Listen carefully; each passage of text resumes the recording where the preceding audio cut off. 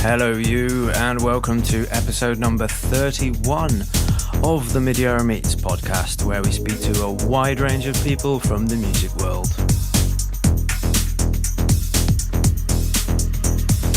On the show this time, we're talking to Ani Klang, who is a supreme techno DJ and producer, known for her dark, brooding, hard, industrial techno sounds. Ani grew up in California. She studied in New York. She's also lived in Berlin, so she's played the legendary Berghain club, which we speak about. And she also runs her own Twitch channel. You can now donate to the podcast if you like. We have a PayPal page, a Ko-fi page, and a GoFundMe page. And any donations are gratefully received and all go back into the running of the show. Okay, let's get on with the interview. The first thing I asked Ani was about her musical beginnings.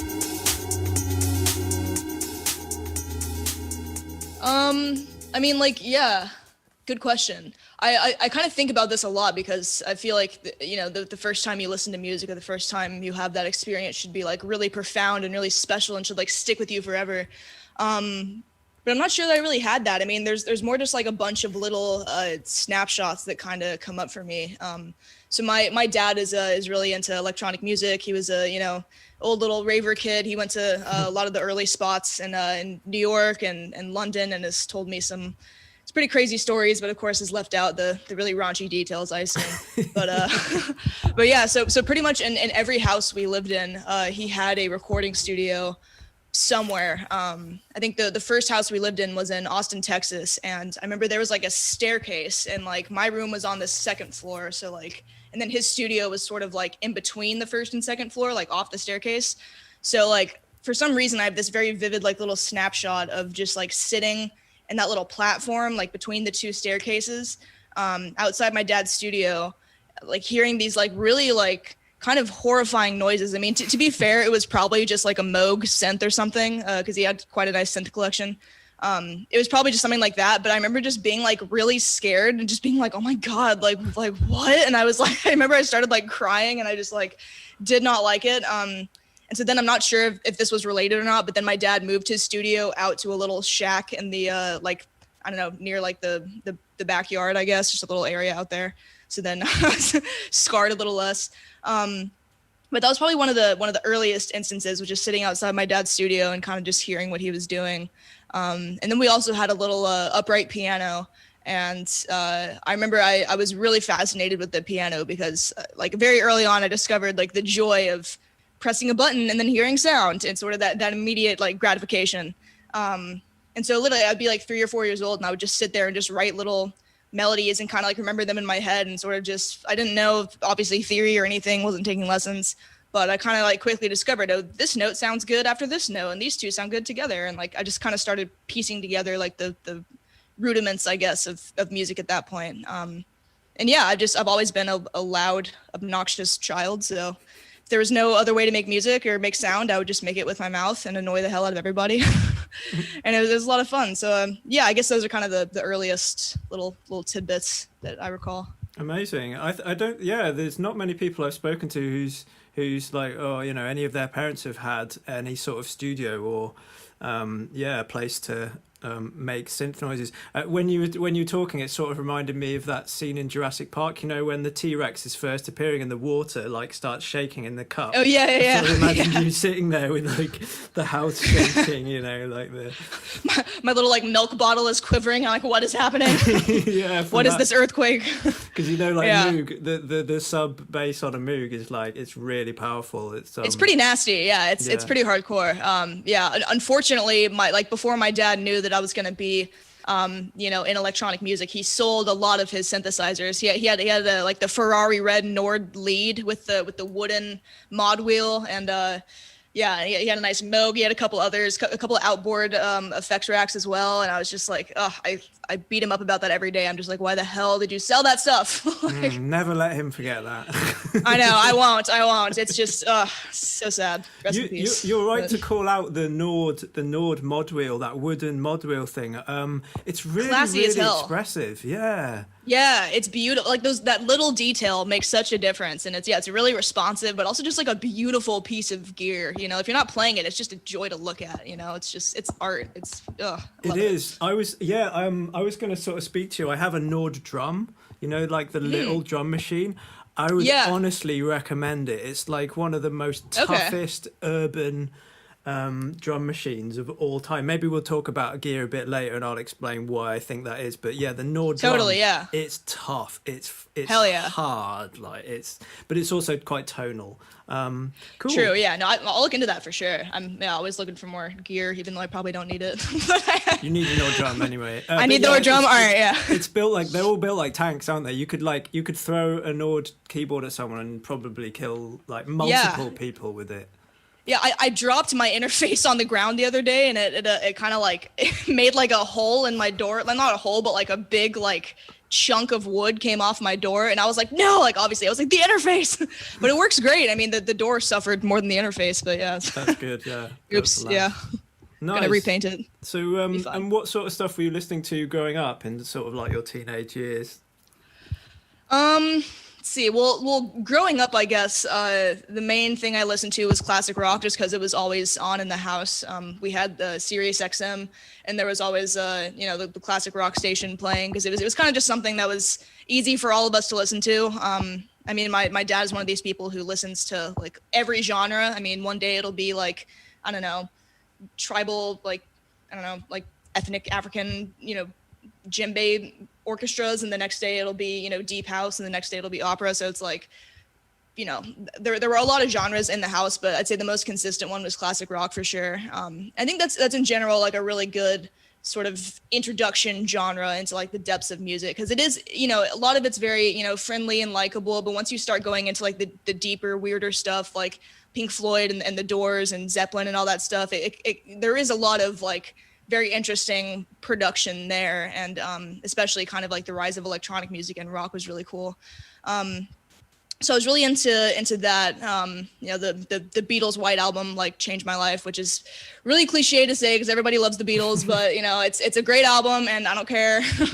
And then after that, what was it? My brother introduced me to Eminem. And my first reaction was like, what the fuck is this? Like, this is horrible. Like, why is this little white man yelling at me? Like, I don't understand. And then like, I think as I started to like grow into my adolescence, and once my own like angst started to present itself, I was like, oh, like I get it now. Like, yeah, I'm fucking angry too. Like, I want to burn shit. Like, yeah, this is dope. It's kind of my punk awakening, I guess, like, because there is sort of a very like punk mentality about Eminem. I mean, he's such a like anarchist and just goes against the norm and against the grain so like passionately. That was probably like the first artist I really fell in love with. Yeah. Yeah, I mean, I can almost, I pretty much, yeah. He's one of he was up there for me too. I think. What sort of tracks got you into it? What were you listening to of his? Oh man.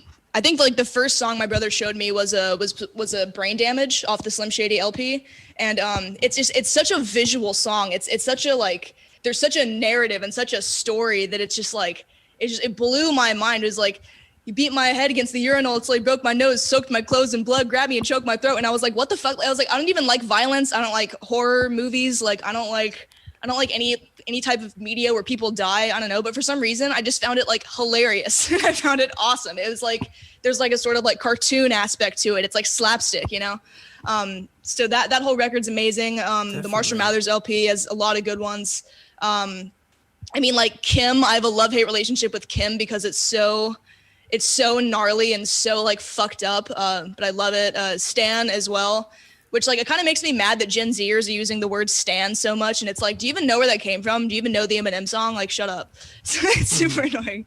It's funny that you mentioned, of course, go on, sorry. Eminem show, like I mean, like all of it. I love all of his stuff. Yeah. Yeah, it's funny that you mentioned Brain Damage, because that for me as well, and my friends at that time, was like one of the most amazing songs. Is that the track where he says, "Will someone please explain to my brain that I just severed a main vein with a chainsaw and I'm in pain"? Is that Brain Damage? I think so. Yeah, it's definitely on that record. I mean, I can pretty much recite the whole record, so it's on that record for sure. Yeah. I saw him tour that album in Manchester. And about You saw him live? yeah, Oh, dude. he crowd surfed. We like fucking carried Eminem through the crowd, like in about 1999, I think it was. That must have been like the greatest show. I'm so jealous that I would have killed to see that. Oh my god. Yeah, MC Proof was there, who later got shot and killed. Yeah.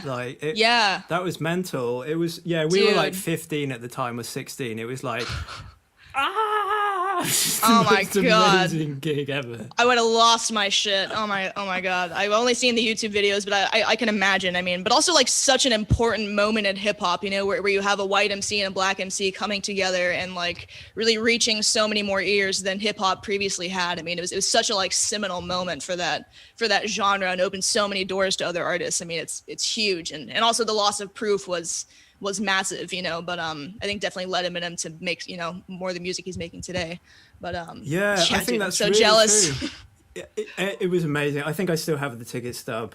But yeah, Nice, it's yeah. totally true, because before then, white rappers were just like these cheesy guys like Vanilla Ice and you know, just white boys rapping, and it was always a bit funny. But then Eminem was like, but too taking it- safe, you know. Yeah, I remember Yeah. Guilty Conscience as well. I think the Guilty Conscience video, because they used that sort of a fake bullet time, and that track still gets me going now. I can just crank that Same. one up and just be like, "Fuck yeah!" It's so good. It's so good, but also just so wildly inappropriate, like on so many levels. I mean, and I kind of think like, okay, like if Eminem came out and started releasing this shit today, he would get canceled immediately. There's no way in hell this would fly for more than like a second, you know, which is like kind of stupid, but it's also like, okay, like, I'm really glad that he like that was like his time to shine, and we can still like appreciate that music for like what it was today, you know. But definitely. yeah, Have you so seen? special. Have you seen the documentary series with Dr. Dre and Jimmy Levine? What's it called? It's not called The Untouchables. What's it called? Is it the one on Netflix? It's just about like hip hop, or It's about Dr. Dre and his career, and there's like obviously a large section of that picking up Eminem and his career like later on. I don't think I have seen that actually. I Oh, need to watch it's great. that. Oh, you seriously should. It's Yeah. amazing. Yeah. Yeah. It's about Okay. Dr. Dre and Jimmy Levine is the guy, I think, and it's about how they met and then this trajectory into hip hop, and Eminem is a large part of that whole story. Huge, So, yeah. yeah, huge. it's a great. I can't remember what it. I've got it on one of my computers. It's called like, not The Untouchables, but something like The Untouchables. Something like that. Okay, yeah. No, I'll look that up for sure. Yeah, I mean, I've watched like every documentary about Eminem. I've read all of his books. Like, I'm like, so I probably like have picked up most of like that story too. But I'm still curious about the like Dre perspective. It'd be really interesting. Yeah. It's good, yeah, because that guy's had an amazing life, not an easy life either. Totally. You know? He's had like Definitely not. Yeah, serious things to get over. That's Serious really cool. struggles. Yeah. Yeah, where did you go on from there? From those sorts of rock bands and Eminem and Yeah. So I guess. Yeah. So after that, I mean, like I'll always be an Eminem fan. You know, that's like to this very day. I love him. But after that, I think I sort of started to like want more like fusions between those genres. You know, like I still kind of liked the dirty grit of an electric guitar and of, you know, overdrive and amplifiers, but I still liked you know, the sort of the lyrical and like literary content of vocals, but I also liked, you know, electronic drums and things like that. So I started kind of looking for groups and bands that were embodying all those different, I guess, sonic themes. And through that, also my dad showed me Massive Attack and Portishead and Theory Corporation and people like that. And then sort of my love of trip hop was born out of that, because it was sort of the perfect marriage between, you know, hip hop and acoustic electric music and electronic drums and electronic sampling. And it was sort of just like all the elements I liked from these genres sort of put together in one. So my big love of trip hop took off, I guess, around like 2010. And that was also around the time that I got really into like UK dubstep and bass music, like early people like Rusko and Caspa and Scream and those guys. Definitely more to like the electronic side of things, but that's really kind of what launched my love of electronic music and drum manipulation and sampling. And so at that point, I was mainly just making hip hop beats. because I wanted to be just like Eminem, and I wanted to rap, and I wanted, you know, people to spit on my beats, and I wanted to be like Dr. Dre, I guess. Just a white female Dr. Dre. And after that, I was like, you know, like hip hop's fun, but there's like so many other genres and so many other ways I can make music. So I made like a ton of different shit around that time. Yeah, and so that was kind of my like high school time, I guess.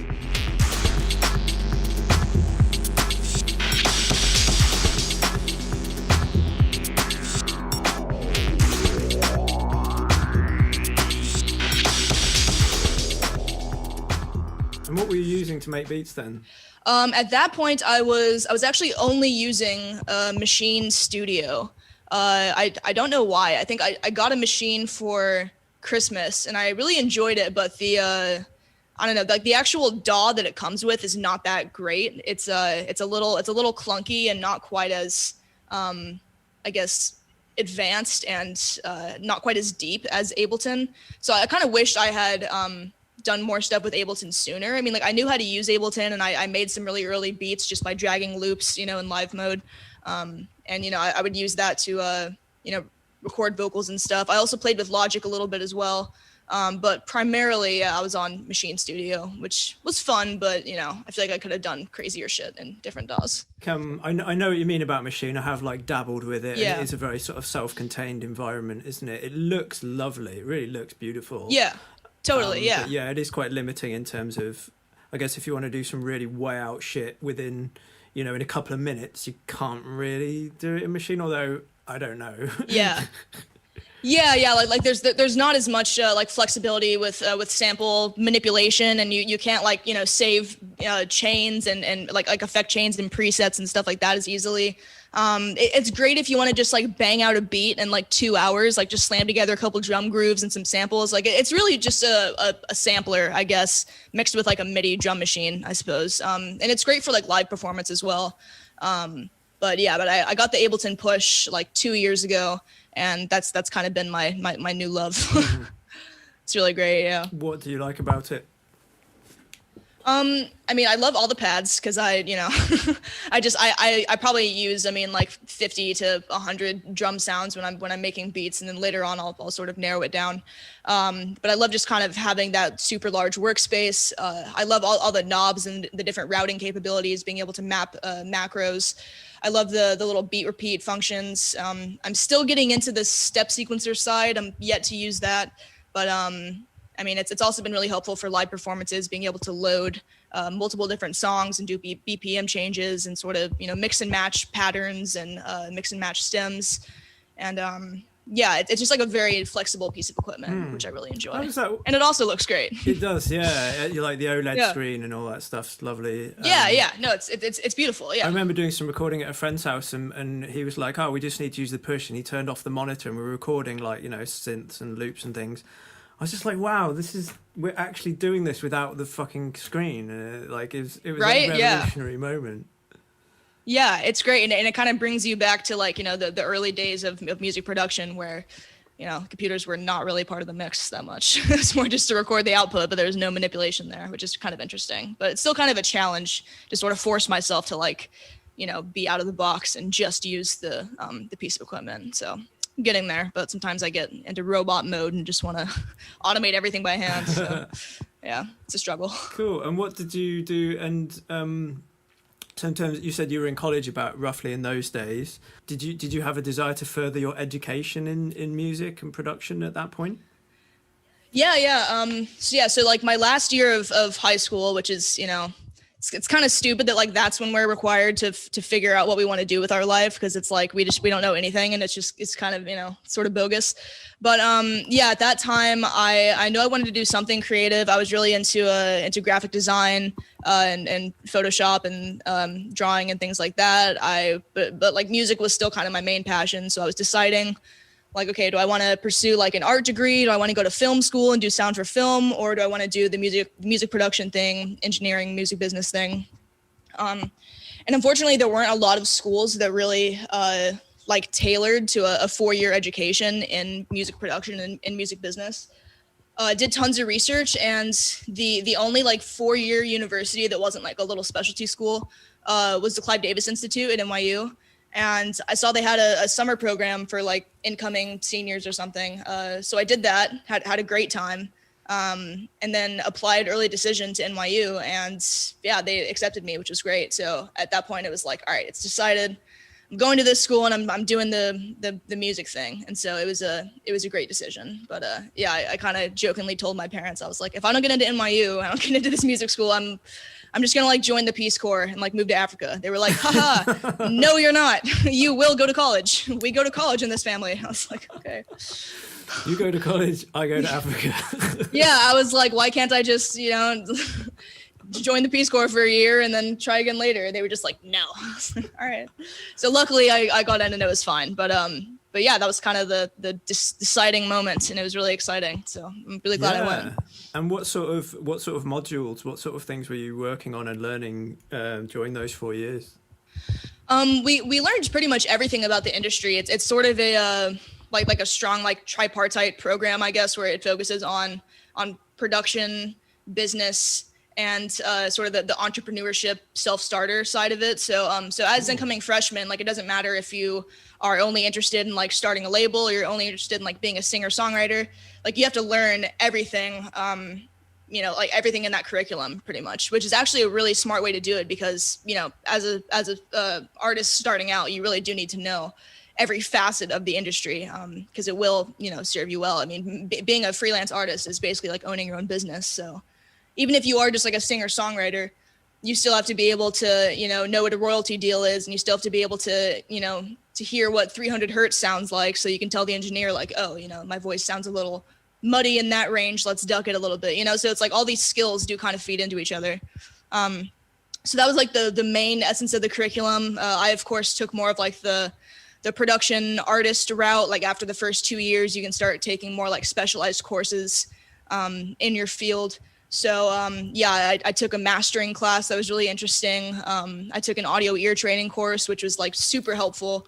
It was basically just memorizing, just what all the different bands of frequencies sound like, what different reverb times sound like different pre-delays, what compression sounds like. It's just training your ears basically. That's really useful. It was so useful. Like I would recommend that to like every producer because it's massive. And then we learned, how to run a studio and hook up mics and different miking techniques and, patch bays and pretty much everything you'd need to be a successful producer or an engineer. It was covered. So it was a really, really great university experience. Yeah, that sounds really broad because, I think a lot of people go into the music industry with blind spots. And you never know when those blind spots are going to be called upon. And you're just like, shit, what do I do now? So totally. That seems amazing. I think there are now there are a few websites which do sort of audio tests and help you train. But you're right. Yeah, you're right. It's, listening for types of delay and compression and stuff. It's so important. It is, and it is like training. It is like practice. You can't just switch it on and I know all this stuff straight away. You have to put the time in. You have to put the hours in and really listen in a high resolution, essentially. Like like lifting heavy weight is like listening in a high resolution. It's like building up a muscle. Totally. And then also listening like in, because like the studios that we were taught class in are like full functioning, very like nicely designed studios with like perfect acoustic treatment. So we were listening in a very high fidelity environment, which was not only great, but also the professor that taught that class was a multi-Grammy award-winning producer and engineer. So, and he was like, definitely just like a veteran in his field. So getting his take and his like personal explanations was just like invaluable. Like amazing. Yeah. Who is that? What was his name? Jim Anderson. Jim Anderson. Right. Cool. Yeah. He's the man. Yeah. It was great. Because that is one question I always like to ask people about mentors, people who have appeared in your life at any particular moment and sort of guided you somewhere. Do you have people like that you can point out?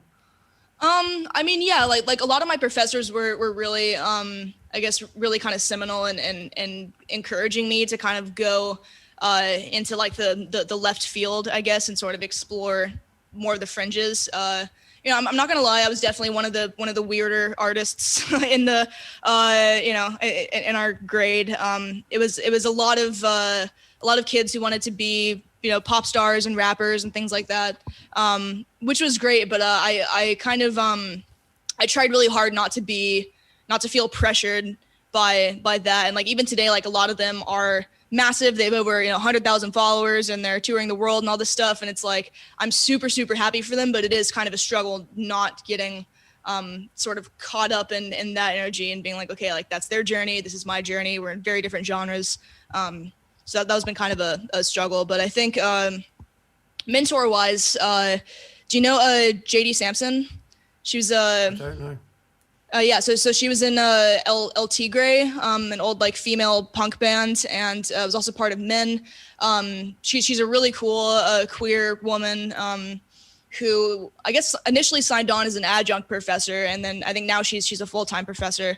But she was also a really important mentor to me because like not only did she encourage me to kind of explore the left field, like she was already kind of in it. She was throwing queer and gay parties in Brooklyn. She knew a lot of the DJs I was listening to. Like she was very closely like involved in the scene that I was trying to get invested in. And she booked me a couple times, introduced me to some really awesome people. So that was super helpful. But yeah, I feel like since I've been moving around so much, I haven't really had a lot of opportunities to meet people who are like older than me and really accomplished. A lot of the people I spend time with are kind of like at my same level professionally. So I just kind of get inspired by my peers and people around me, and they always kind of help me get better too, I think. I think that's true. That's true. And I think, mentors can take many sort of shapes and sizes. Maybe they can be younger than you, but they just have something that they give you a little gift of something, and you realize that that takes you forward, Yeah, totally. For sure. That's cool. Yeah, I did read an article, an interview where you did for a place in Dalston. I think a place in Dalston in London, and you mentioned about being being in the queer scene and like having the support of other DJs and stuff, rather than feeling alienated in that scene. Yeah, and that's been super important. Because like, I mean, people love to ask, and it drives me crazy, what's it like to be a woman in such a male dominated world? What's it like? And I'm like, what do you mean, what's it like? Like, what? Like, it's fine. Like, it's like, yeah, there's a lot of dudes, but like, I don't care because like in my specific niche, it is so diverse and so queer and so accepting that it's like, it was never really that big of an issue. Like, of course, if I was making tech house, it'd be a very different story. But that's not the scene I fell in love with. That's not the scene that I create music for. So it's like overall, the experience has been really quite positive and really uplifting. And I think like people don't give themselves enough like autonomy, I guess, with who they affiliate themselves with. Like if you don't want to be around sexist behavior, then just don't hang out with sexist people. Like it's very easy to kind of like identify problematic areas and problematic spaces and problematic people that like you have the freedom to avoid those if you want to. Like that's your choice. And so I've just kind of really been strategic about who I get involved with and who I spend time with, who I work with. So yeah, it's been a good experience, I'd say. That's amazing. Yeah. It's a great scene. Yeah, and I saw you mentioned the artist Arca in that in that interview as well. Like what an amazing human. Like she's amazing. There's one track called Mutant, which I heard a few years ago. Oh my God, I love that. That's a great one. So much. It's so lush. Like I would love to just see one of her like sessions and just like how like it's so just like thick and like I love it. It's like it's like a blanket that's just morphing and growing and spawning little bumps and freckles. I don't know. It's so. It just puts so many weird images in my mind. I love it. Like it's amazing. Definitely. I think you said in that interview, like I'll put, and then Arca would play and everyone would be crying and hugging. Yeah. Yeah, that would be fucking ace.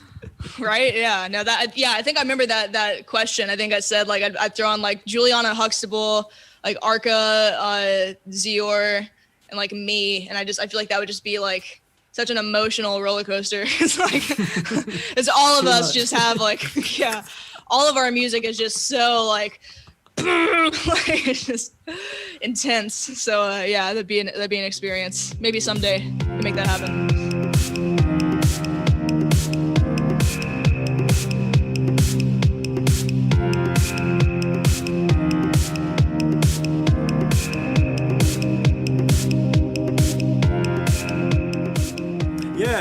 intense is a good way to describe some of your music as well.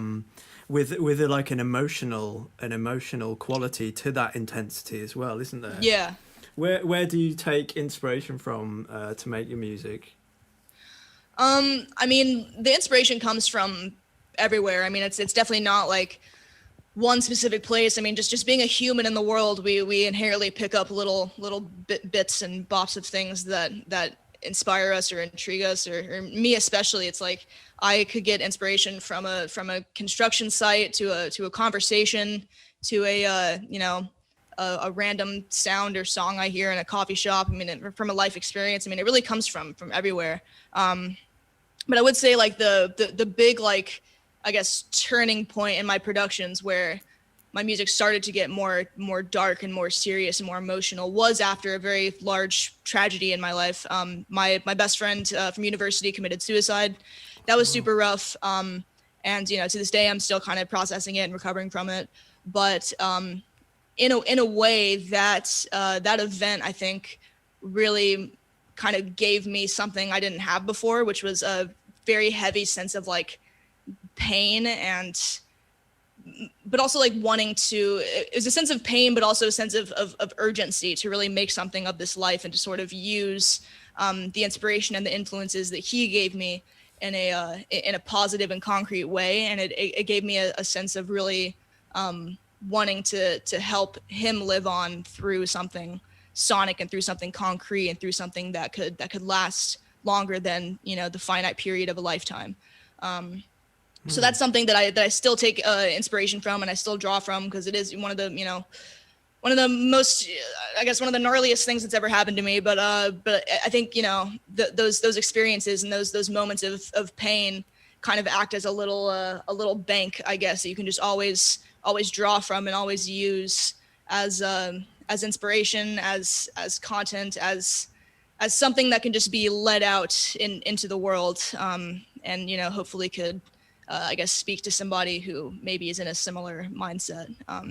So that's probably the big one. Yeah. Yeah. I'm really sorry to hear that. Yeah, it's all right. It must have been a very sort of traumatic and sort of unreal experience. But yeah, I think you're right. Being able to express how that felt then is an amazing thing to then how to connect to other people who are feeling that way, but maybe don't have the outlet for the emotions. Yeah, totally. Yeah. I mean, like, of course, art is always a great way to sort of, channel emotions and sort of work through feelings. But for me, it was also a way to like feel closer to him again. I had all these like audio recordings of him, talking to me and him like singing and him being funny and stuff. So I sort of like, I used those recordings in a lot of my first EP because it sort of like made me feel like I had power over the situation again, or I had some type of ownership over what happened, or I sort of had the ability to like take his voice and use it in my own way. So it made me feel like closer to him again. And that's sort of like the beauty of audio, is it's really one of the few areas of life. And I guess for all arts, really, it's one of the few areas of life where you have full autonomy and full control over the outcome, because we all know you can't control shit elsewhere. So, yeah. Like, there's very little. I think it's very important to just focus on the things we can control. It's quite easy to get overwhelmed by the myriad of infinite possibilities that we can't control. Totally. But that's nice that he was still there with you on your journey. He was still part of it and very much driving force behind it. That's really cool. Yeah, thanks. Yeah, I try to keep him with me in all the moments, and it's a good it's a good kind of driving force, I guess, to keep going. Was that the worst of all time record? It was, yes. Yes, yeah. Cool. 2017 I've got written down here. Yeah, excellent. Yeah, that was a fun one to make. I mean, I guess not really fun. It was pretty emotionally taxing, but it's still fun to play out and dance to. But a lot of emotions in that one. Excellent. No, I thoroughly enjoyed listening to your music. It's like really edgy, really industrial, but still with lots of texture and depth to it. Thank you. Yeah. Do you? I mean, you clearly enjoy the sort of sound design side of it as well, like manipulating samples and playing with them. Yeah, how Yeah. do you go about doing that? So a lot of the sounds, both on Worst of All Time and Burn the Empire, were sort of made from little recordings I made on my little Zoom recorder in a lot of the areas that I've traveled. I think, what was it? A lot of the sounds on Burn the Empire, shockingly enough, were just from walking around my old apartment in Berlin. A lot of those sort of industrial stabs and textures and stuff came from me, like rummaging through a silverware drawer, came from me, like, you know, just playing with knives and like throwing knives on a counter. Like my friend walked in and just saw me like dropping this knife repeatedly on the table. She was like, "What the hell are you doing?" I was like, "I'm making art." Like, so yeah, so a lot of it is like I kind of try to use you know, real life sounds at first, just to sort of generate audio content, and then the real sort of fun part comes in, you know, once I upload it, and, you know, drop it into Ableton and start loading it through tons of effects. I love to use Reaktor. I use Reaktor 6 and 7 because I like some of the old ensembles, but also the new ones are really fun too. Nice. But yeah, I sort of figured out how to like drop in my own samples into the samplers and just sort of like record the output. Then I'll take that output and maybe run it through like 3 OTTs and a distortion and maybe another glitch unit, and then record the output of that, and then maybe stretch it and chop it and, you know, throw it all into a drum rack, and then sort of drum out little bits and chopped up splices on the drum rack and see what little rhythms or what little melodies sort of emerge. It's really about just having like, I don't know, 10 to 20 minutes of just unusable noise, and then just finding the little snippets of usable beauty in there, you know, and kind of trying to like find the hidden song. It's like a little audio scavenger hunt. It's like, where is the hit? It's in here somewhere. Yeah. So it's a lot of just like manipulating, bouncing, recording, re-recording, chopping, splicing. And then once I kind of have a general like sound idea, you know, then I'll start diving into the kick drum process, which is a whole other can of worms. But yeah. Wow. Oh, that's great. Thank you very much for that description. There was loads in there that was really interesting, really relevant. You mentioned the OTT compressor, which is like, do you know, there's like, I think it's using upward compression, isn't it? Like expanding. So it's like boosting lower dynamic sounds. There's I watched a Mr. Bill tutorial recently where there's something like he basically just took a sine wave and put like 8 or 9 OTTs on it and like completely changed the waveform entirely. It's like how to make a sine into like a square, like using just compression. And I was like, what? But it's like he just completely reshaped it with just OTTs, and it's an incredibly powerful compressor, but both the Ableton one and the outboard one. But yeah, it's nuts. It's so powerful. There's a guy. Do you know the video game Doom? Yeah, of course. Okay, Yeah. so the guy who did the soundtrack to that is called Mick Gordon, and he's got this thing called the Doom compressor. And it's an FL Studio. It's an FL Studio sort of VST. But somebody very recently remade it in Ableton. Oh, and yes. essentially what it does is it amplifies any signal by 200 dB. So it's got an EQ in there, and I think it sort of does a little bit, some kind of multiband. But I can send you a link to it. Yeah, it's called the Doom compressor. That sounds so far up my alley. I'm like scared of what I would make with that. That's like, oh man, yes, please. When you just mentioned the OTT, I was like, this is time to talk about the Doom compressor. Yeah. Yes, no, it sounds amazing. Yeah, I just want to get like weird. You know when you record like the ambience of a room and you can't really hear any of it back? I want to run that through the Doom compressor. So it just 200 dB on like weird sounds that are in the room that you can't even hear, you know? Yeah. Oh my God, that'd be so much fun. Yeah. Or that kind of sounds a little bit like a more absurd version of like the sausage fattener, you know, kind of like that, which is also one of my favorite plugins, but I've started also just copying and pasting that like 3 or 4 times just to get like really dirty sausagey sound.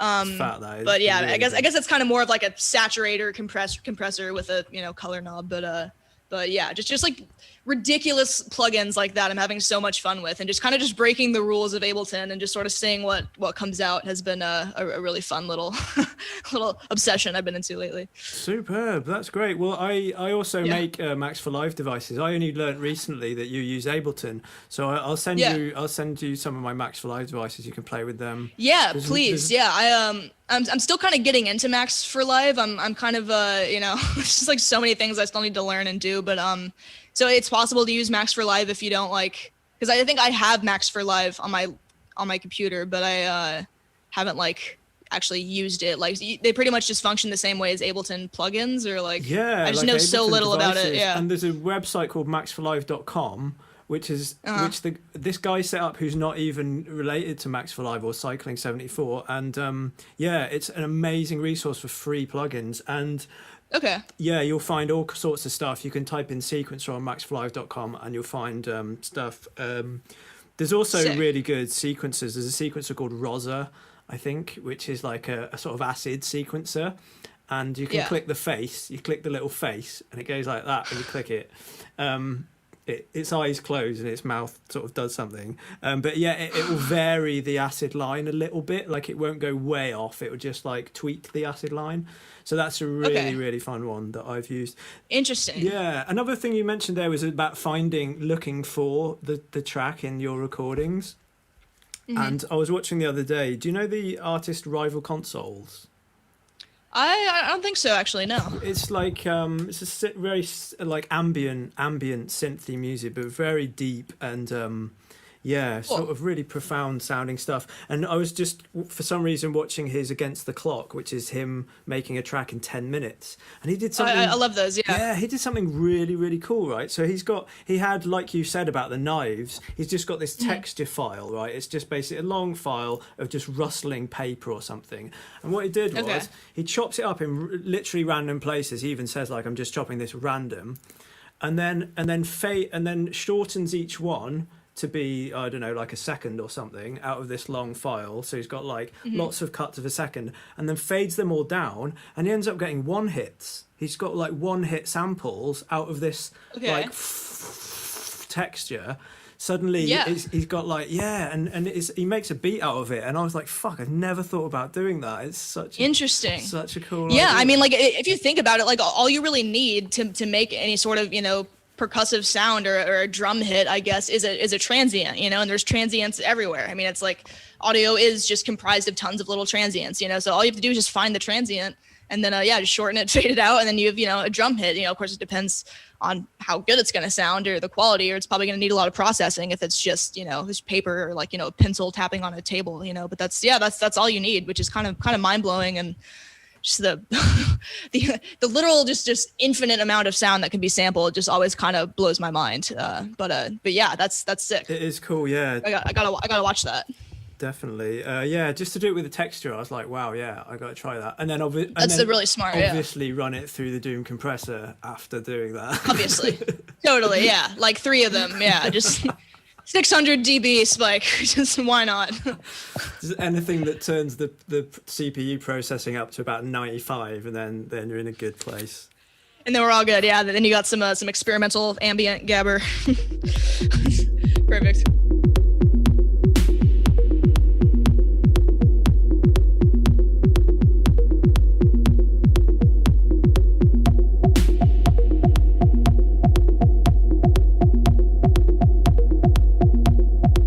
So so we talked a little bit about the Worst of All Time, and then you released one called Rapacious. Rapacious, yeah.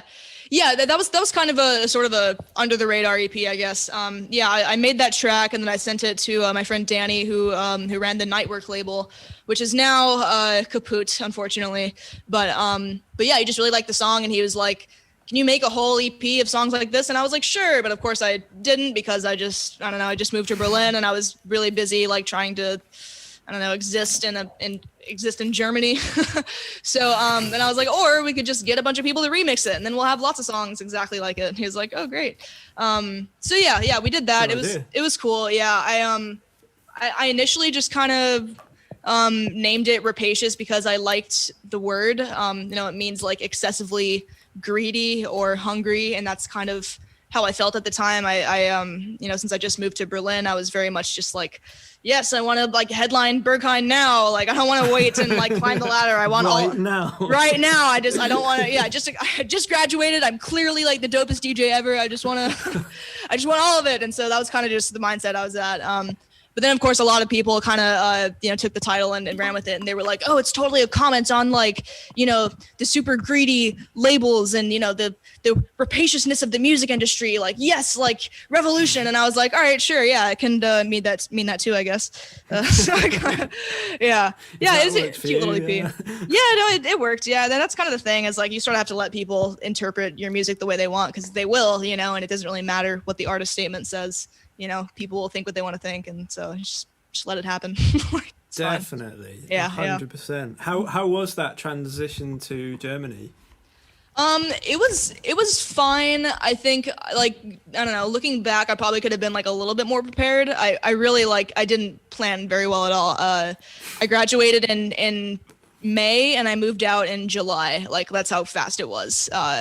I just didn't really want to live in New York. I knew I'd have to get, like several jobs and I'd have to live in the middle of nowhere in Bushwick. And I didn't really want to do that. So, I just got all my shit and moved and found a little internship and a little flat. But the bureaucracy was a total headache. I'd recommend anybody who wants to move countries to have a really good in with like a visa, like either have a company hire you and get a work visa or have like a really big German agency so you can get an artist visa. I went for the freelance visa, which was really difficult because I, wasn't really freelancing that much or getting paid for it. I was like DJing maybe once a month, but at first it was like once every 2 months. So I wasn't really making enough money to qualify as a freelancer and it was a giant mess. I basically just got like 3 to 6 month extension visas for forever and then 1 year long visa once and then the rest of the time was just oh your taxes are not correct, you must come back later, oh this is you're not making enough money to be in Germany. And I was just like, all right, well fuck you, I'm an artist. I'm doing my best, just let me chill. I'm not hurting anyone. But it's kind of stressful. Yeah, but I guess I think I read that you said you sort of understood techno music having lived in Berlin. Oh, for sure. Yeah. I mean, I studied abroad there in 2016 when I was at NYU, and that was kind of my first like introduction into club music, into club culture, into sort of the way a DJ can really fuse a lot of different genres together. Because the only events I'd been to were in New York, and a lot of them were kind of poppy top 40 DJs and stuff like that, and nothing really like mind blowing. So yeah, I mean, I definitely learned a lot about music and club culture and a lot about myself in Berlin. I made some really valuable contacts and connections. I got a couple of really cool things that happened. I was able to play Berghain eventually, which was really fun. Nice. At a CTM festival and in Music Board Berlin in 2018 selected my track Continue off of Worst of All Time to be part of their their rising artist compilation, which is really exciting. Yeah, what was it like to play there? At Berghain? Oh, it was nuts. It was like the highlight of my career for sure. That whole club it runs like a well-oiled machine. I mean, truly, it's so organized and so efficient, and everything is like so on time. And I mean, like the sound system especially. I mean, that was kind of the big kicker. I mean, sound check. Literally. I just played one of my, I put on one of my tracks and I just stood just in the dancing space, like, and just let it just happen to me. And I was just like, oh my God, like I can hear everything. It's like, you really just don't understand like the magnitude of sound and like the ambience and the reverberations. Like, it's really like, it's a holy experience, like being in a cathedral of club music. It's really remarkable. I just want to play again. I want to do it again so bad. I still haven't taken off the wristband. Oh, nice. That's nice. Hardcore. Yeah, going on 2 years now, that being on. That's brilliant. And what made you decide to go to Berlin in the first place? What drew you there? Yeah, I mean, I guess like it was definitely the club scene, the queer scene for sure. I mean, like New York definitely has that, and it you know, like I definitely went to some really fun parties in Brooklyn and in Bushwick that you know, were kind of what I wanted to experience in Berlin. But the thing is that a lot of the parties that I was interested in New York were underground. And since they were underground, like, you know, the sound system sucked. They were super far away.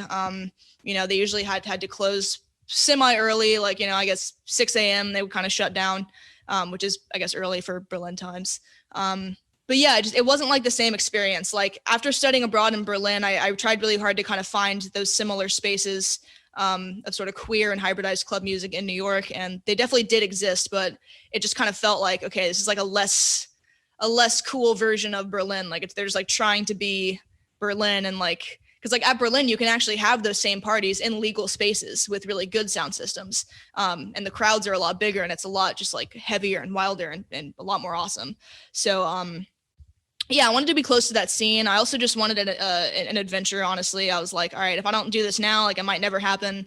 You know, I'm 22 and foolish and, you know, hungry, and I just want to, I'm just going to move to Europe and just see what happens. Also, Trump had just gotten elected. That's and cool. I was like, I do not want to be here for this shitstorm. So I'm going to evacuate the U.S. as soon as possible, which I did. It was great. That's, a great move, you know. Yeah, I think I've spent time living abroad, and it's something that I really look back on very proudly, you know. And I've got friends that just stayed in my hometown forever. So yeah, I think have as much experience as you can, you know, go to as many places. Totally, yeah, and that's something I'm always gonna sort of recall fondly, and remember and be proud of. Because yeah, I feel like a lot of people think about doing it, but it you know, takes a certain type of person to just kind of plunge into the deep end without a huge plan. So there's a little bit of stupidity, but a lot of just motivation and hope, and optimism. So yeah, just kind of went for it. Yeah. Amazing. That's so cool. I think it's probably the perfect place to go and do that. Totally. You know, like there's so much Absolutely, stuff to do yeah. there. Amazing. Yeah, man. You've also done... Okay, so maybe let's talk about Burn the Empire. Sure. So Burn the Empire was released last year. Mm-hmm. Yeah, can you tell us about the ethos behind that particular EP? Yeah, sure. Yeah, so so at that point, actually, I worked on that record for maybe like, I don't know, a good year and a half, which is a little embarrassing because it's only like 4 songs. But like at the time of creation, I was sort of observing all these queer spaces in Berlin, and all these these female DJ collectives kind of popping up. And I was noticing a lot of conversation about, you know, what it means to be a woman in the music industry, what it means to be a queer person, a gay person, all these things. And I sort of noticed that outside of these collectives that were very much putting that ethos at the forefront of their mission, outside of that, there were a lot of journalists, mostly, you know, white male journalists, asking these questions to other artists who weren't putting that at the forefront of their art, and people who weren't, you know, naturally talking about that as a source of inspiration, myself included. You know, it's like, yes, I'm a woman, yes, I'm gay, but I don't make music for that or because of that. You know, I make it because it's my passion and it's what I've always done. And yeah, so I sort of just noticed that, like, you know, all the white male producers were getting these cool questions about their tech setup, you know, their gear and the real nitty gritty technological side, which is what I'm interested in. And all the female producers were getting these questions about, you know, politics and society and, you know, their identity and all this stuff. And it's just like, to me, that felt really counterproductive, I guess. Like, I understood sort of the thought process behind that and wanting to empower other women and other queer people to make music.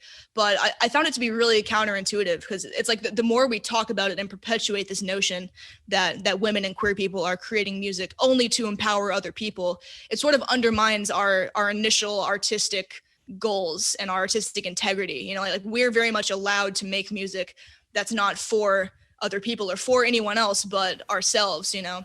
So yeah, absolutely. Yeah, so I really just wanted to make a record. Like, so initially the EP was supposed to be called "This Is Not Political," but of course at the time it came out, it was in a very politically charged time. There was Corona, there was you know, the George Floyd case and Breonna Taylor. There were all these things happening that were so political that really marked that time is just a intensely politically charged era, and so I thought it wouldn't look that great as a white person to come out with a record that's like, this is not political. So I changed it to Burn the Empire because really just like, because that was the name of the song, the opening track.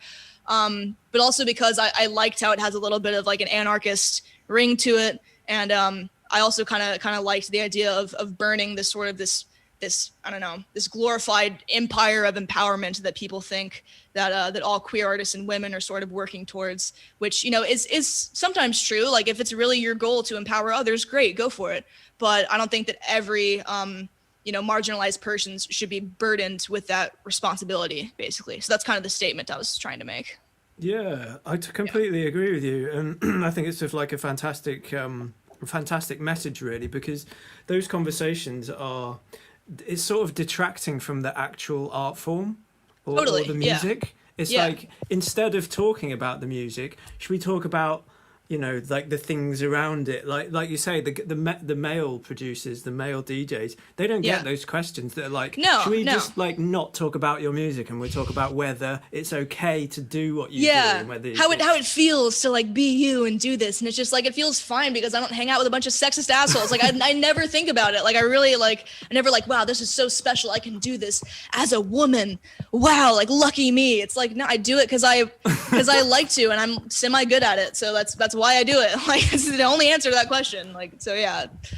Yeah, I think saying that, like, what's it like to be a woman in the music scene is a bit like saying, what's the color blue like for you? Yeah, it's like, what? Like, I don't know any other fucking color. Like, this is it. This is the color I see. Like, got nothing to compare it to. Yeah. It's like, yeah, I don't know. Like, am I supposed to think about, you know, my past life? Like, I don't know. It's the only life I have, only gender I have. My previous life. Yeah. Like, I don't know. Yeah, I thought it to be such a weird trend, and luckily I've kind of noticed that question die down a little bit because luckily I'm not the only you know, female-bodied producer that has expressed frustration around that. So so luckily that trend has sort of stopped. But for a good like 3 years, that's all anybody was talking about and asking us about, and I was like, stop, like please.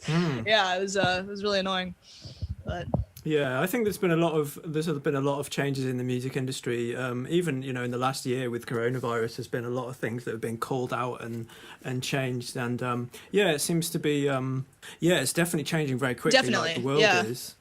Live performance, for example. You know, everyone's looking at how that's going to happen. Is it going to be like a VR thing? Is it going to be some crypto performance that's private? Yeah, like AI is definitely going to start playing some more roles in sort of the musical and visual combination. But yeah, I think just like in general, people are feeling less pressured to like fasten a bunch of meaning and a bunch of context to their music, you know, because now I think also, especially with sort of the rise of you know, visual and virtual musical spaces, you know, it's not really about like the literature of a record. It's becoming more and more about like the full artistic experience, you know, like putting on headphones and watching, you know, visuals or music video and really experiencing it that way instead of just reading a press release and then going to a show.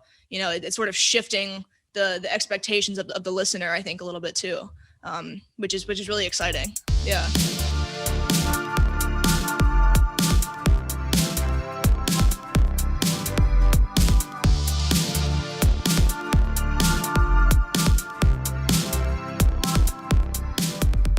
Yeah, and I think there was a time, maybe definitely sort of post Napster, but there was a time where music felt like it was getting devalued a little bit, whereas I think now people are having the conversations about, is Spotify, you know, what are Spotify paying their artists, and SoundCloud nothing.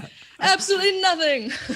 YouTube's the same. YouTube's fucking terrible, but like horrible, I know SoundCloud recently, I think last week, they introduced a way of paying out people from their streams, which you know, is a step forward. Like kind of like I've done a lot of research on this, and I've talked to some you know, some people in the forums. We have a lot of little private Facebook groups where me and all the weirdos hang out, and like I feel like on the surface that is definitely going to help some people, but after doing some research, you have to be paying for like a pro unlimited subscription in order to monetize. True, yeah. And so like right now I already pay for the pro subscription, which is, you know, $6 a month. So that's not good enough. So you have to sort of like pay more to actually make money. And like, who knows if that's gonna balance out, if you're going to profit at all. You know, it sort of makes sense for like quote unquote indie artists who, you know, already have like 25,000 plus followers. So it's good for those people who aren't, you know, like Diplo, I guess. But I think for like real like niche artists, like people like me and other people in the group, I think it still is going to take some time and a little more growth and a little more strategizing with this new model to actually see like, you know, usable income that's more than, you know, $3 a month. So we'll see. But yeah, I mean, it's still a nice notion, and it's nice that, you know, a big platform like that is sort of prioritizing, you know, monetization and paying artists for streams. So. Yeah, hopefully it isn't just like a PR thing where they're like, oh, we can make ourselves look really good here if we tell people. Yeah, put out some vague diagrams and hope we get some good press. That's a great diagram. I love that diagram. Love it. Oh yeah. Yeah, but you also you stream on Twitch, don't you? Yes, yeah, and that's been super fun. Yeah, what do you do on Twitch? I noticed that you have a track called twitch.tv, which yeah, I think is like genius. Like, that's so genius. Thank you. Yeah, so some people think that was like a really weird move. It was actually supposed to be my Twitch link. It was supposed to be twitch.tv/Ani Klang, but I guess some platforms don't allow you to use a hyperlink as a track title for some reason. So I guess. Yeah. But I guess it's like genius. Oh, thank you. Yeah, but I guess if you write it out like on a track list and you do song and then artist, then that's like the link basically, just TV/Ani Klang. Yeah. But yeah, so I started streaming pretty much right when the pandemic broke out. I was always interested in streaming pre-COVID. I just didn't really have like the kick in the ass to really do it until COVID happened. So I moved back to Texas to be close to family in case of a giant catastrophe. And yeah, I just kind of started doing it. It started off with just like Ableton production streams, and then that sort of grew into track feedback streams, which I realized were kind of a lot more lucrative, I guess, and people showed up to those a lot more because, I guess people care more about their music being heard than hearing other people's music, which is just, how the internet works, I guess. So the track feedback sessions were super cool. That's where sorry to interrupt you. That's where people can send in a track to you, their old track, and then you'll give feedback on it as well. As well as the hive mind. All of the people in the chat can give feedback. Yeah, totally. Yeah, it's just a little place to sort of send works in progresses or demos. And I also kind of noticed in general there was a sort of lack of DJs and producers in my scene that were using Twitch in that way. Like there were, some parties popping up, but there weren't a lot of like left field club producers using Twitch as a space to like build a community. So I sort of saw that gap as an opportunity and sort of went with it. So the feedback streams are pretty successful. And then I took a little bit of a break while we were moving from Texas to California. And then once we moved to Cali, I thought of an idea to do like a first track I ever made roast, which is super fun. Basically, I asked some friends who are now very talented to send me the first tracks they ever made. And of course, they were all terrible. And so me in the chat, we just like roast the hell out of them and just make fun of how much they all used to suck. And I kind of thought it would just be like a funny little joke stream, but it actually turned out like way better than I thought. And it turned into a very like supportive environment. Of definitely, laughing at, how muddy and quiet everything was, but also kind of celebrating how far we've come since then. Exactly. So that's something I'm doing. Yeah, that's something I'm doing the first Thursday of every month, which is super fun. And of course you're invited if you ever want to send something in or I would love to or just watch. Yeah, it's great. And then of course I always play something of mine at the very end, which is super embarrassing, and people love to tease me, but it's okay. I think on this computer here, I have like 25 years or maybe even longer of those sorts of tracks. Like, just the bass. Why did I do that with the bass line? Just I know. Things. Yeah, but that's kind of like the beauty of it is like you can sort of like dig through your archives and finally play out that piece of garbage you made 15 years ago that has never hit human ears until now. It's a cool idea. So yeah, it's fun. I think it's also like a unifying idea as well for people who are starting out to know that, huge people who do make great music now, they started out making shit music just the same as we did. It's exactly, yeah. It's really nice. And very like, I guess, reassuring. It's like, okay, they weren't always this amazing. Like like on the last stream, I got a submission from a Machine Woman, which was super cool. And of course, it was like the quietest techno track ever.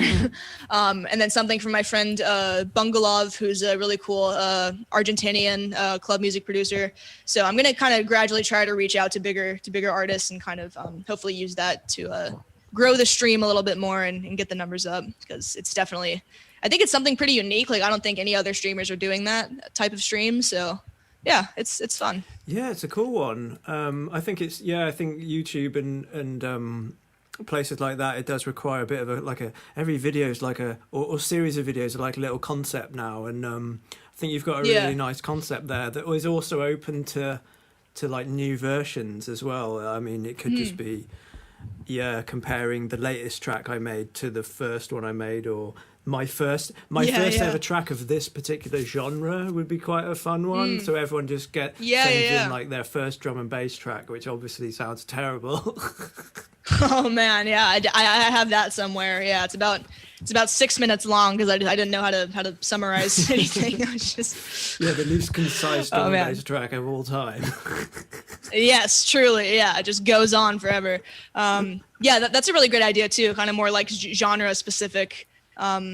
First tracks I ever made. There's really there's so many different concepts that can sort of be tested out on a Twitch channel, which is why I like it as like the platform that I use, because it's so easy to just think of a concept and just stream and load it up, and it also sort of gives you access to a larger pool of people that don't already follow you on Instagram or Facebook or something. It's like a much more broad user base that maybe doesn't even know experimental club music, which is kind of fun. I'm just trying to like disrupt all the tech house and dubstep bros that are taking all the Twitch viewers. So what they call the speedrunners. There's a lot of those on Twitch. There's a really funny Scottish guy on Twitch called Limmy who occasionally will be on a live stream and then he'll jump into Ableton and make a track, but generally he's playing video games. He's a funny guy. I think I've seen him. So yeah.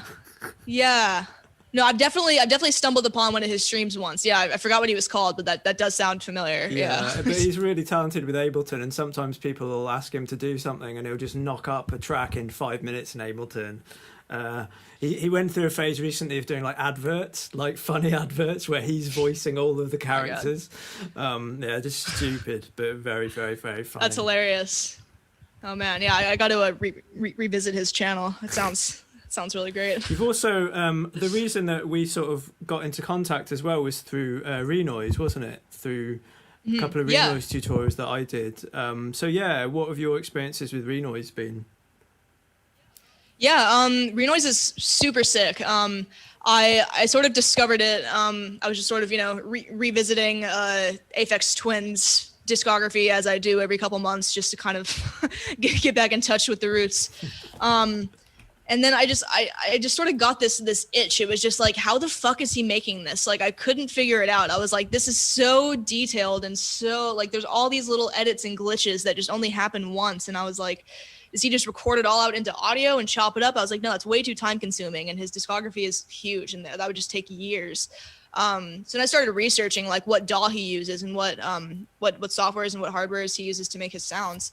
And then I learned about sample tracking softwares and I was like, oh, this is like a whole new way to think about music, thinking about it vertically instead of horizontally, which just like blew my mind. I never thought about that before.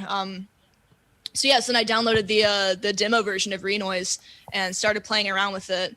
It was definitely a bit of a steep learning curve at first, but once I sort of started to learn hex a little bit, I'm still getting there with hexadecimal, but once I sort of got the concept of that and started kind of following along with your tutorials, it really kind of all started to make sense. And I really just kind of fell in love with all the sample manipulation capabilities. Like I never even considered the possibility of being able to have a playhead jump around at different parts of the same sample or be able to like reverse or pitch up and pitch down by just entering like a little piece of code, that had never occurred to me.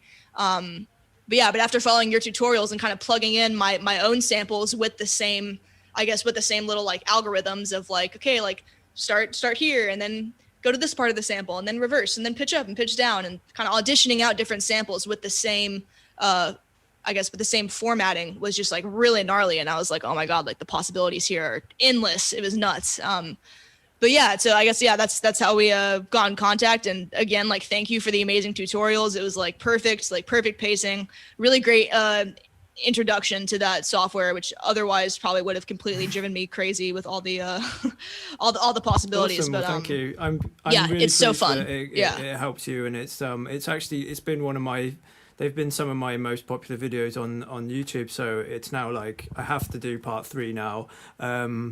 Yeah, you gotta, yeah, you have to. And there is other like Renoise videos that I want to make.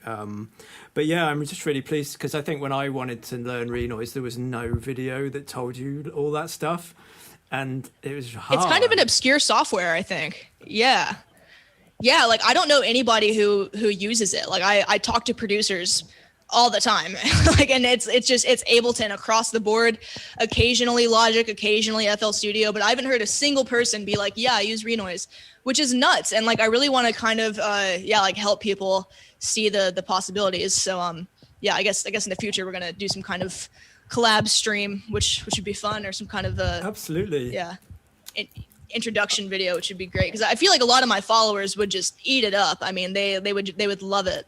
I think they just don't really know enough about it, or they just find the learning curve a little too intimidating. But yeah, that would be really fun. I would love to do that. Yeah, we've especially, I think the moment that you see someone using Renoise who knows what they're doing a little bit, and you go, oh my fucking God, you can do that. Like, I didn't know you could do that. Yeah, it all comes down to like the sounds that it creates, you know. It doesn't, you can sort of hear in a track that it's an Ableton track sometimes, or you can hear like certain key indicators. But with Renoise, it's like, what is that alien, futuristic, weird shit?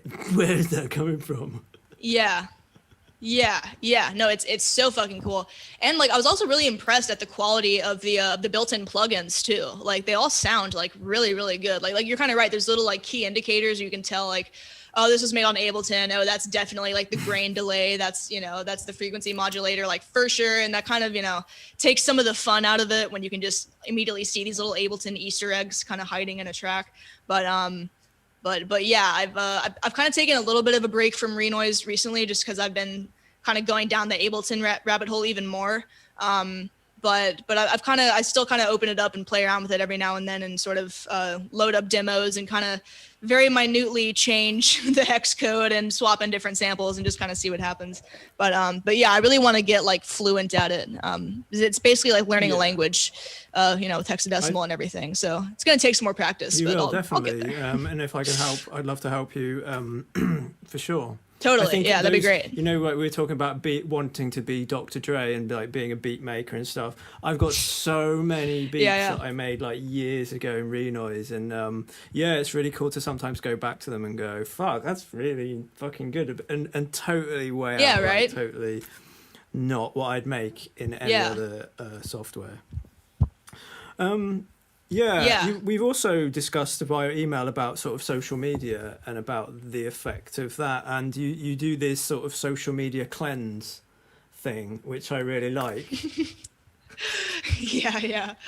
I sort of I don't know, I kind of found myself every time I was in the studio and sort of working on something, and if I didn't know like what to do next, or if I was just stuck on a sound or just sort of stuck in a song, I'd find myself just like scrolling on Instagram and just kind of killing time, or talking to somebody on WhatsApp. And I was just like, fuck, like I just need to, like, I want to just throw this phone at a wall. I fucking hate it. Like, it's just, and it's so easy to get kind of caught up in sort of, you know, the influencers and, you know, hustle porn and all this stuff. And it really kind of just sort of casts a negative shadow on my like life experience a lot of the time. So I was like, you know what, like I don't know, what was I doing? I was watching a Brian Eno interview. It was Brian Eno and oh fuck, I can never remember her name. She was an old like punk from like the 90s. It's British. I don't know, but it was Anderson. Laurie it was I think she's Laurie Anderson. American. Yes, thank I think you. she's American. Yeah, I think so. Is she American? Yeah, she might be. I always assume everybody cool is British. I don't know. It's like some British person. I don't know. So yeah, it was Brian Eno and Laurie Anderson, and it was about the record they made together. Yeah, and so they were like, yeah, we literally like we just went to the studio and just stayed there for like 7 days and made a record. And I was like, that's sick. They just went to like a studio in the middle of nowhere, busted out a record. I was like, I want to do that, but unfortunately, I don't have like a studio cabin in the woods I can just retreat to. So I'm gonna just get off email, get off Instagram, like turn off Wi-Fi, just like put all that away, and just start my day in the studio, and just see what happens. And I was spending at least like 7-8 hours, like nonstop studio time, just working on my next record. And it was super great, but it was also just, I didn't really imagine how like emotionally draining it would be. Like, because I realized that like, one of the good things about Instagram is it is just sort of a constant feed of like humor and funny content, and like cat videos, which is sort of just like the antidote to my depression sometimes, just looking at a cat. So like without that, it was definitely like I felt like I just didn't smile at all that week because I was just so like in my own head and so just like just concentrating on waveforms and beeps and boops and stuff. But yeah, but out of it, I have like 7 or 8 demos that I really like that I'm gonna finish up and put on a record. So it was a really good use of my time, and something I think that more artists should do when they're sort of trying to finish something. So yeah, it was great.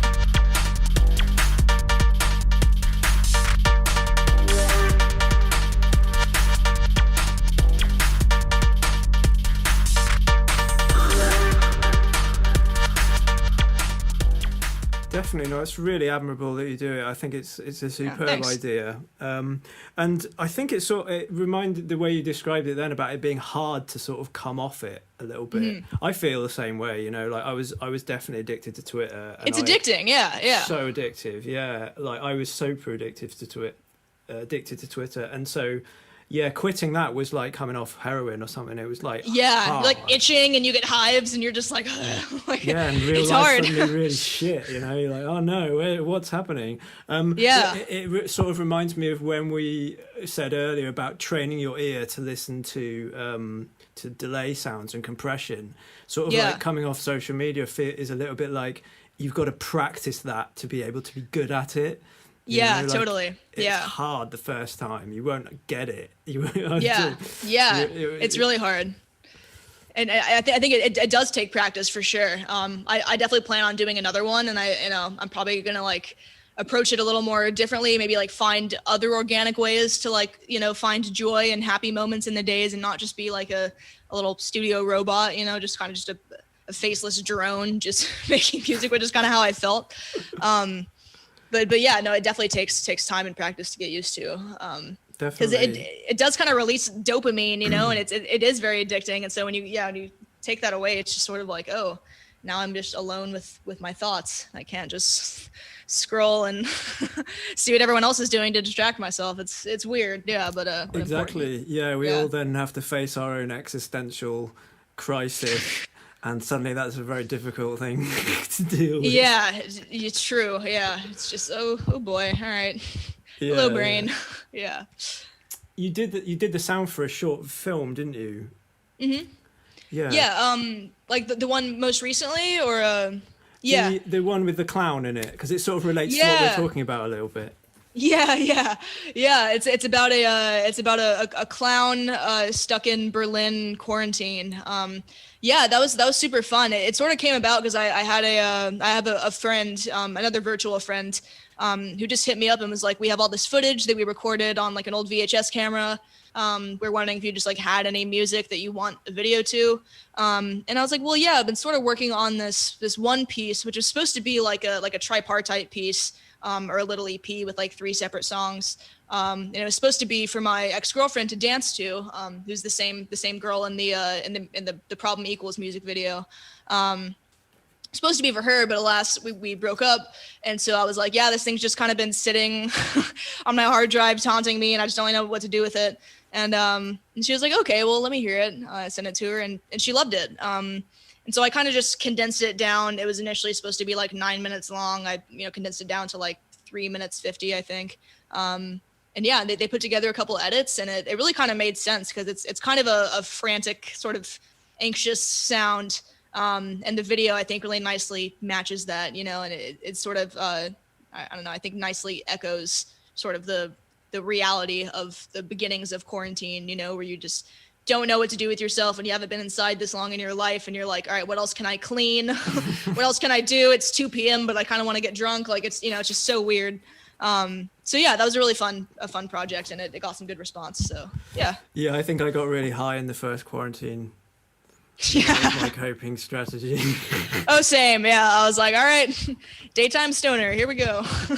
But yeah, it's it's great. an interesting concept behind the video, because she's looking for like productive ways to fill her day with, and then realizes that those things actually have no value, and you might as well just do the fuck what you want to do.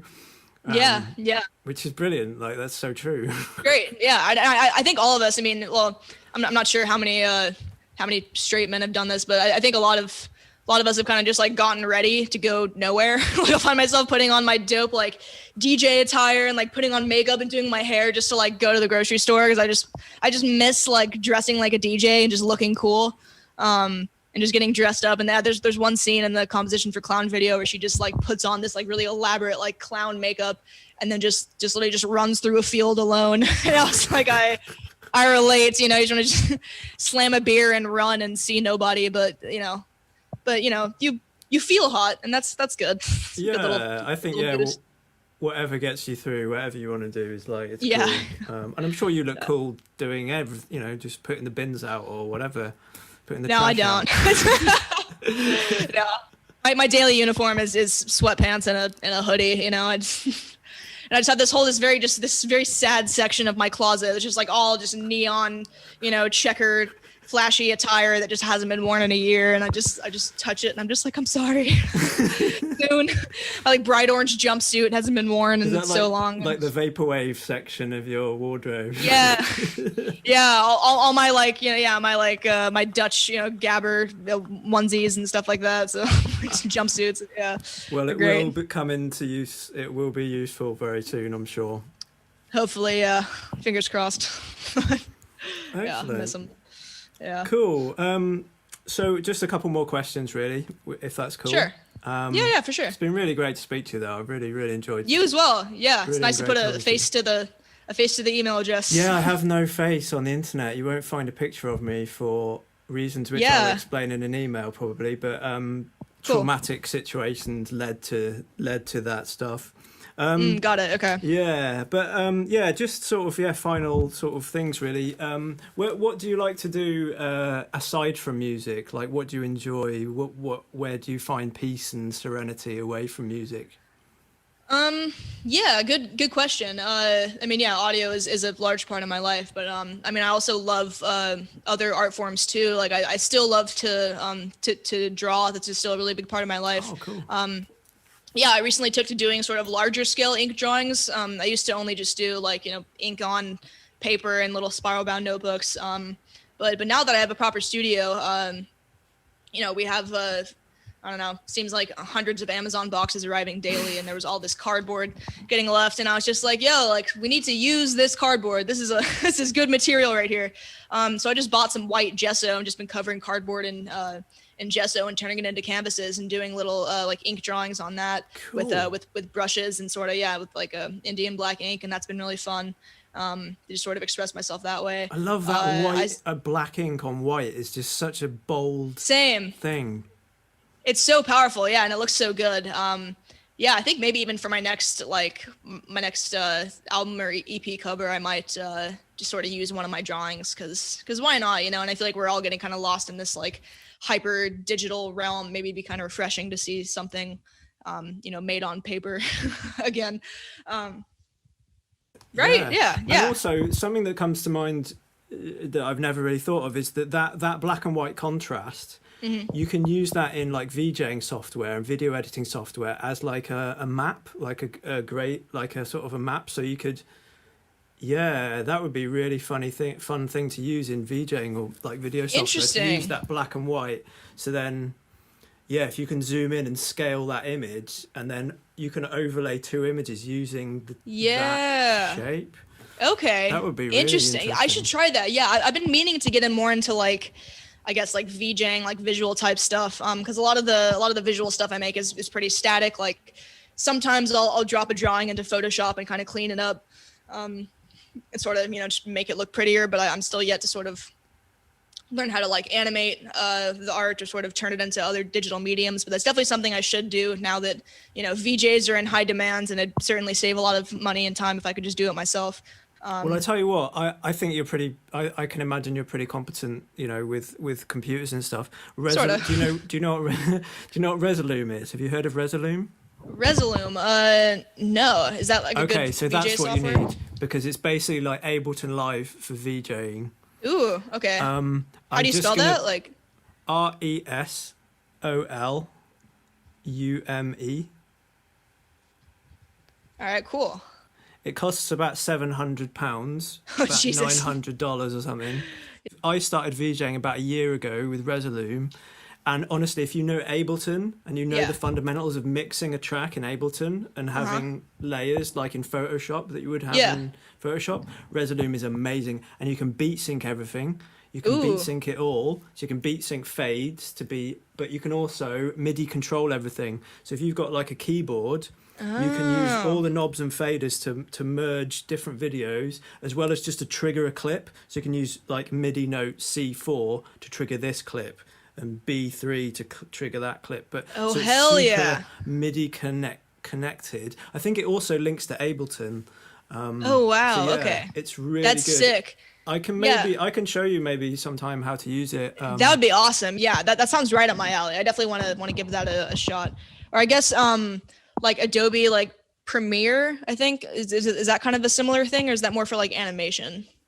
I don't know. Like, Premiere is more like for video editing. I think After Effects is for animation, but Yeah. with Premiere it's not like a live performance thing. Whereas Okay, Resolume, yeah. if you think of Resolume as like the Ableton Live of VJing, Yeah, it's more like that makes sense. I guess the analogy would be Premiere is like the new Endo. It's like the post processing suite.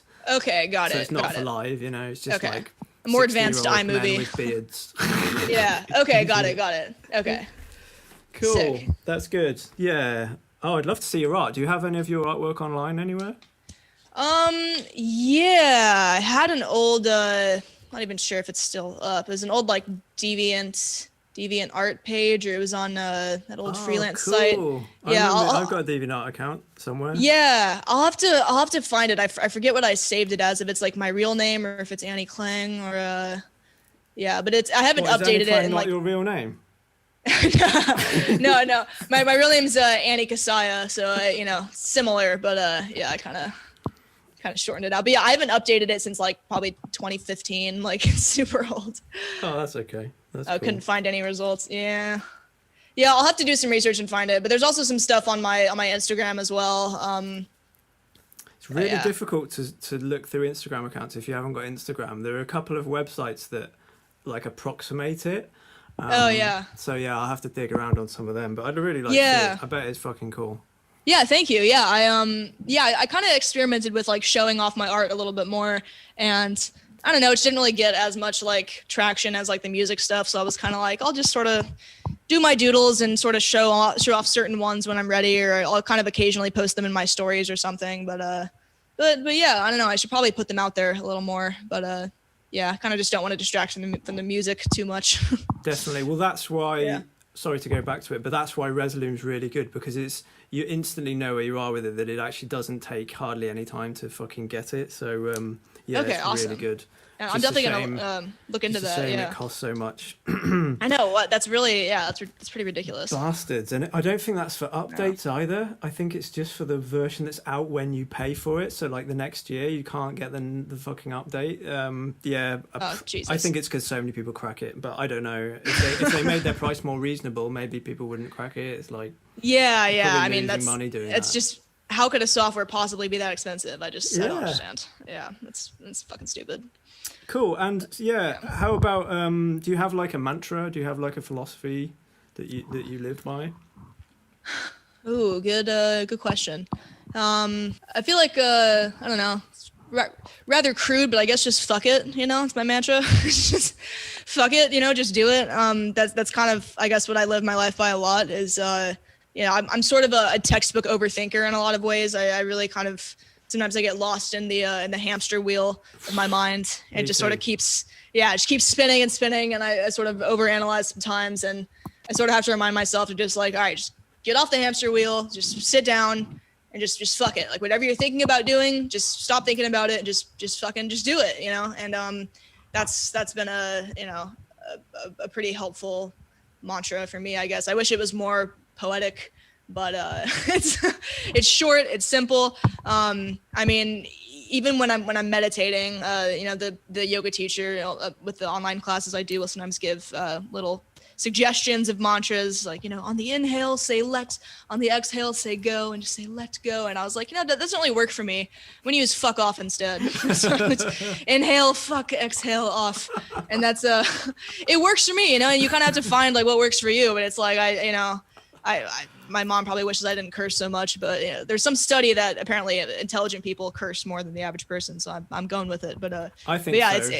Yeah, right. I mean, yeah, it's, you know, we're not making content for kindergartners. It doesn't matter. Like, exactly. So yeah, it works for me, and it's like it's a firm way to just tell all the anxious thoughts to just politely fuck off. You know.